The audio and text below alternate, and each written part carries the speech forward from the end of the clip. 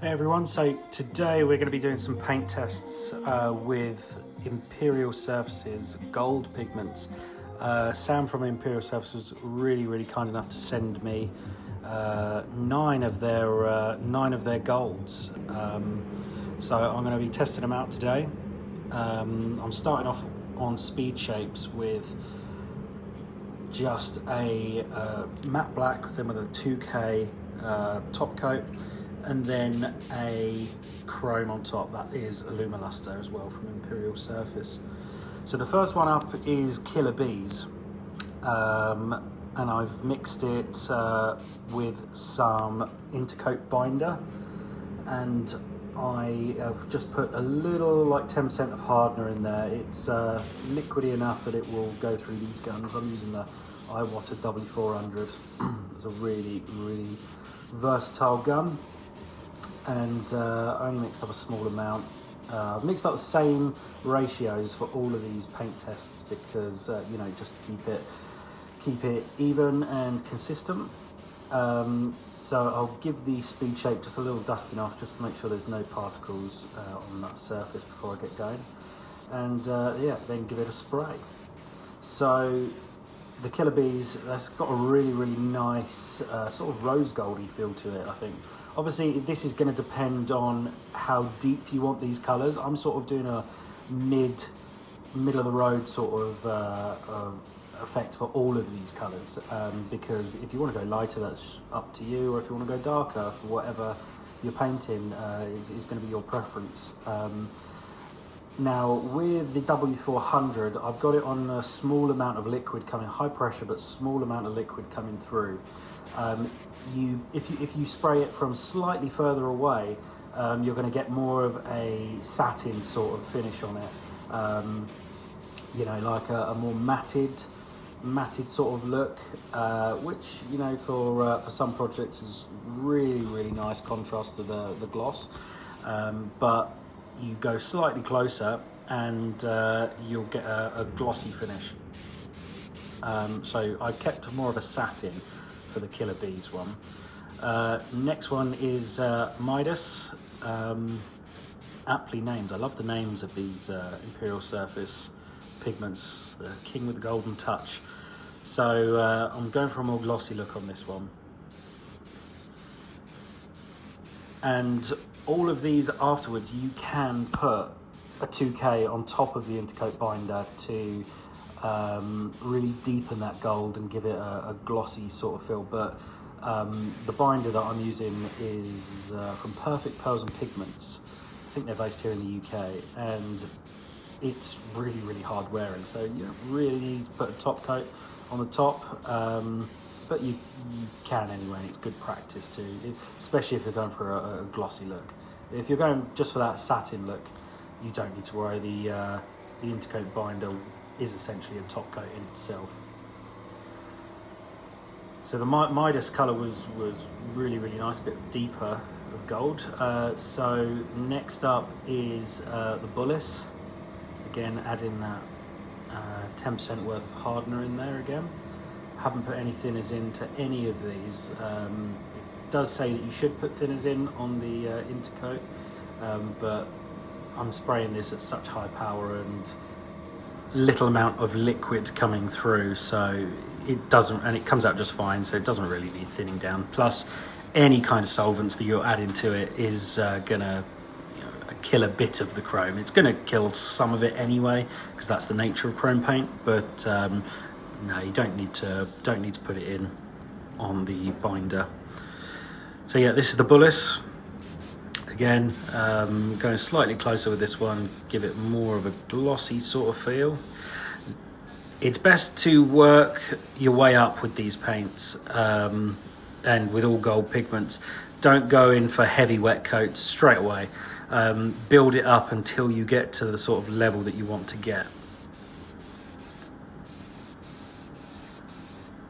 The more coats you put on, the darker and deeper that colour is going to become.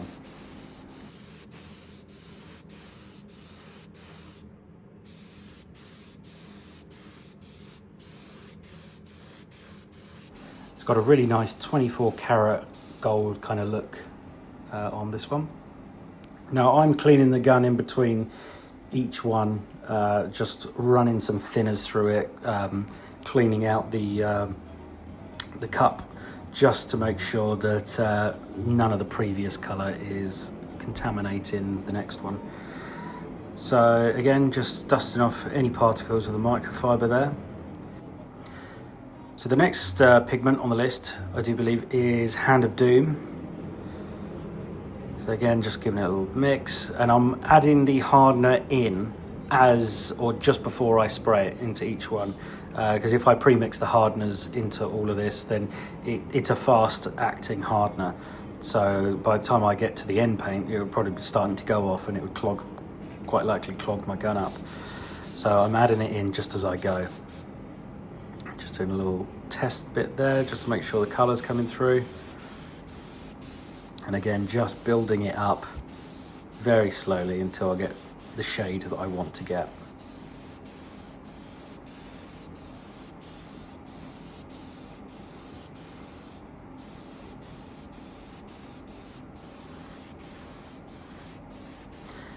Also, if you don't have access to these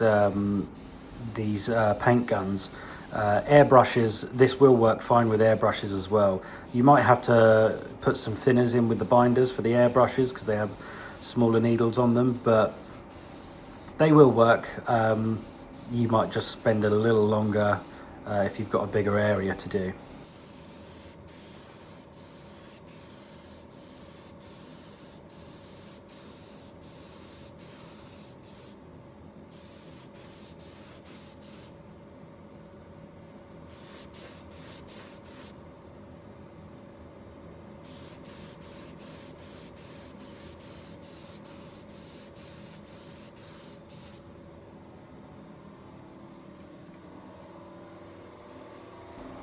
You can kind of see the difference there as I'm bringing them back over to the bench. You can see the difference between each of the shades, and there's some really, really big differences, meaning the versatility for future projects is quite vast. You don't just have to have, you know, 1 or 2 shades of gold. You really can go to town and have like 3 or 4 in one paint job. So the next is Sun Gods. Again, mixing the hardener in and giving it a good mix, and then putting it into the gun, wiping down your surface. Make sure there's no dust on there. A couple of little test squirts just to make sure the colour's coming out. And it's good to do test fires as well on the gun before you start applying it to the piece, just in case any bits of rubbish or dirt do come out of the gun. They're not going to go on the piece straight away. You know, they're gonna go onto the sides or out the extractor. Some colours do pick up straight away on the first couple of runs, but a lot of these, the first few goes over with it. You might not even notice it, it's making a big difference, but yeah, the more that you put on, the more vibrant that colour is going to become.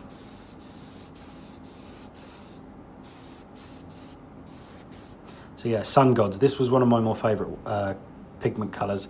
Really nice.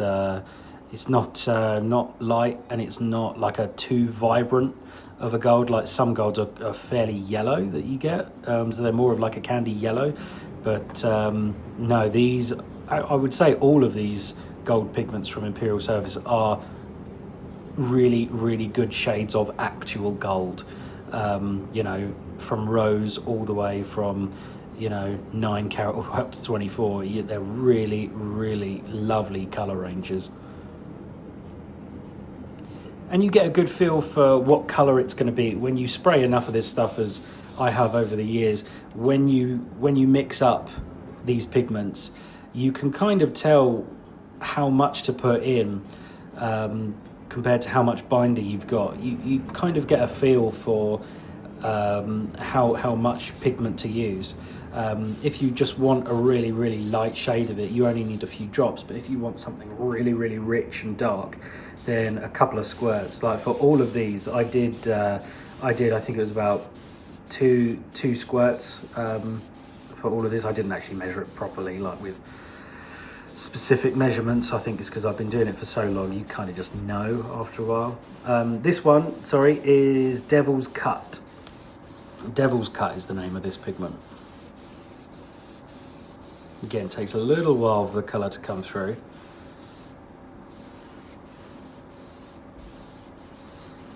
And for all of these colours, for any candy that you do, it's really important that your chrome underneath is as mirror-like as it can be, because the brighter the chrome and the more reflective, the better these golds are going to come out. If it's quite a flat colour, the gold is not going to pop at all, and it's not going to have that sheen.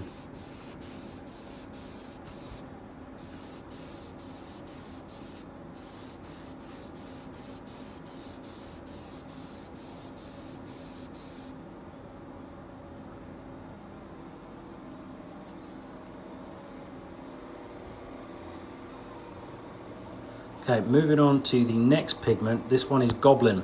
Now this was probably my favourite out of all the pigments. I mean, I like them all, to be honest, and I think I'll find projects for each and every one of these colours. I've actually got a project coming up very soon, which is going to utilise probably about 3 or 4 of these colours. If you liked the Mando Pharaoh that we done, then yeah, keep your eyes peeled, because we've got something really cool coming very soon. Okay, yep, like I said, I'm cleaning the gun in between each one just so there's no contamination.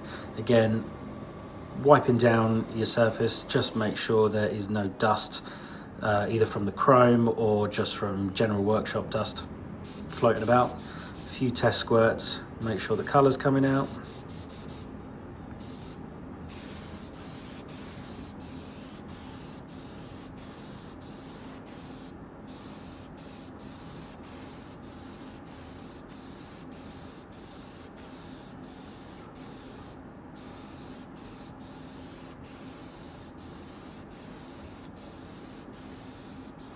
Yeah, this one was probably my favourite shade.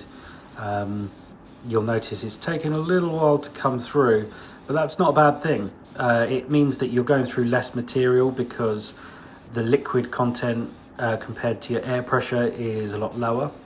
And it just means it gives you more time to get the colour that you want.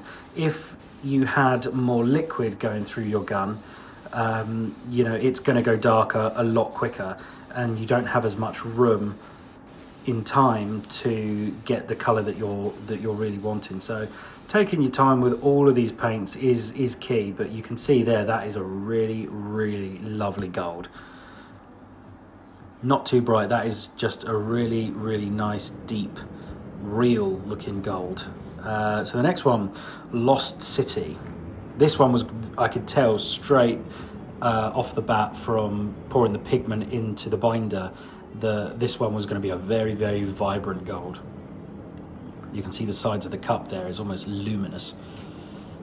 So this one did not take long to come through at all because of its vibrancy.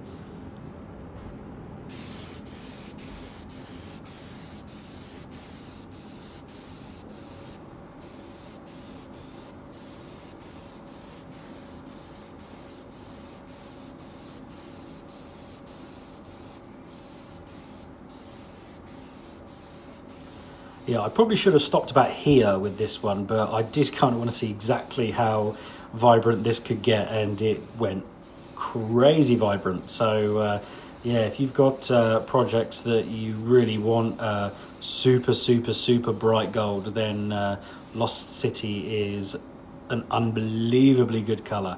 You can see there it is super bright. As long as you make sure that chrome underneath is nice and shiny and super reflective, it is really going to pop. So the last one is Pyrex. I think I'm pronouncing these names right. Pyrex, again, adding my hardener in just before I spray, just so there's no clogs in the gun.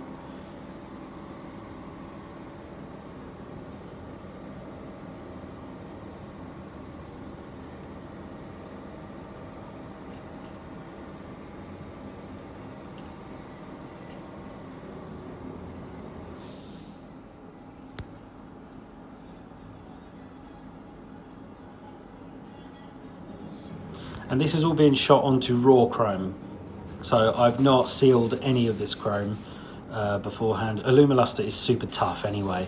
It's not going to rub off like some chromes like Alclad that I think used to do. Yeah, it's got quite a few layers of chrome on there, so it's really not going to rub off. It's very, very tough, durable chrome. You can get the you know, more durable, tough versions of many of these chrome paints, but ALUMALUSTER is a solid all-rounder anyway. Plus, as the binder acts as a sealant anyway, it would be a bit pointless to put a sealer on before a pigmented sealer.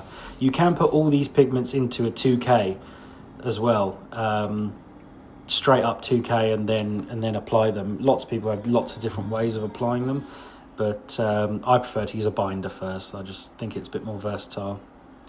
And there is all of the pigments there next to each other, so there's a really, really nice variations of gold there. So head over to Imperial Surface if you're after any of these pigments or ALUMALUSTER. They are the place to go.